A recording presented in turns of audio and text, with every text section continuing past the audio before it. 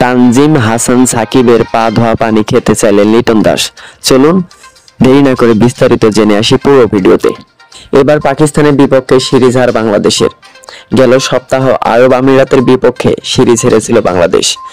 সেই রেশ কাটাতে না কাটাতেই এবার বাংলাদেশের আবার পাকিস্তানের সাথে সিরিজ হার।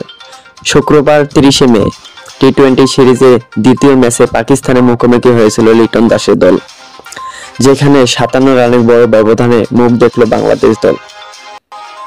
টানা 2 হারে ইতিমধ্যে সিরিজ হাতছাড়া হয়ে গেছে টাইগারদের। মূলত বাংলাদেশ দলের ব্যাটিং ব্যর্থতায় হারতে হলো।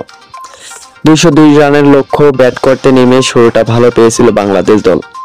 তানজিম হাসান তামিম 19 বলে 33 রান করে আউট হলে পরে আর হাল ধরতে পারেনি কেউই। পারভেজ হোসেন ইমন, লিটন দাস, জাকের আলীর ব্যাট ব্যর্থ।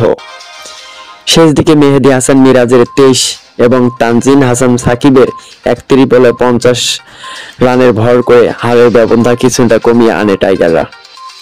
শেষ পর্যন্ত দলের ইনিংস থামে 144 রানে।